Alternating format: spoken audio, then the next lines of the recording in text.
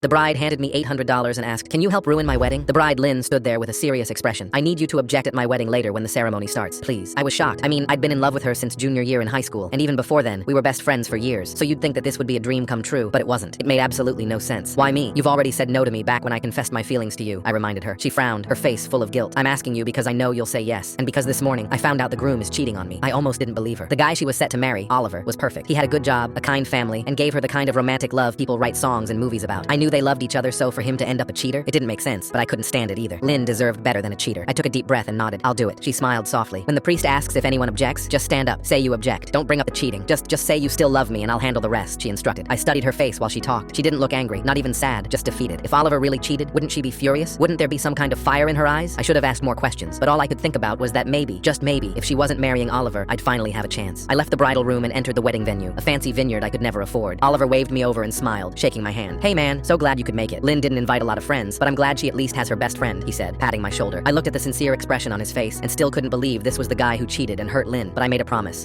I never should have made. I sat in the back row in my only suit, practicing my lines under my breath. When the officiant asked if anyone objected, my heart was hammering so hard I thought everyone could hear it. I stood up. "I object. I'm still in love with Lynn." The room went silent. Oliver turned around, his face hurt and confused. Lynn's eyes found mine. "I'm so sorry." She turned to Oliver, her voice breaking. "I love him too." Then she dropped her bouquet and ran, grabbing my hand as she passed my row and dragging me toward the doors. I heard the room burst into shouts and arguments behind us just before the doors shut. We kept running until we reached my truck in the parking lot. She climbed in, still in her wedding dress, and I drove off. The entire ride was filled with her sobbing, completely destroyed by what we'd done. I didn't know what to say either, but the sadness in her voice broke my heart. So I hit the brakes and turned on the road towards the Santa Monica Pier parking lot, our old hangout spot, the same place she'd broken my heart years ago. "Come on," I said quietly, taking her hand gently. "This'll take your mind off of things." We walked onto the pier together, her in her wedding gown, me in my only suit, people staring and congratulating us without knowing the full story. We got funnel cake and walked along the boardwalk, and for a moment, it almost felt normal, like we were just two kids again, before weddings and confessions and heartbreak. Her phone kept buzzing in her clutch. She'd glance at it and then put it away. "Is that Oliver?" I asked. She nodded, her face looking even more hurt. We sat down across from each other on the Ferris wheel with the sun panting the sky orange. When I finally said, "There's something I don't understand. Oliver's the nicest guy I'd met, and that's saying a lot considering I lost you to him. Why would he ever cheat? Like what happened? How did you find out?" Lynn looked at me completely caught off guard and broke down. "I'm so sorry." I lied. I froze. "What do you mean you lied?" "Oliver, he never cheated. I made that up. This morning, just before the wedding, I got a call from my doctor. I'm terminal. How could I make the man I love the most in the world marry someone who was dying?" She sobbed, tears falling straight onto her dress. "I thought if I destroyed the wedding, if I made him hate me, he could move on easier. He wouldn't have to suffer watching me shrivel away. But why me? Don't you know I'd feel hurt too, knowing I could never have you and now I was really going to lose you?" I shouted, fighting back my own tears. "I know. I chose you because I knew you couldn't say no. I made you hurt him for me, and I'm so sorry. You deserved better than being used like this." She sat there crying harder than she did earlier. Then I did something stupid. I reached across and took her hand. Then I lifted it to my lips and kissed it gently. "Whatever time you have left, I'm staying." But when the Ferris wheel reached the bottom, I spotted him. Oliver, still in his tux. He looked at Lynn, then at me, then at our hands still intertwined. "Lynn," he said, his voice breaking, "please, just tell me what's really going on." Full story on channel linked below.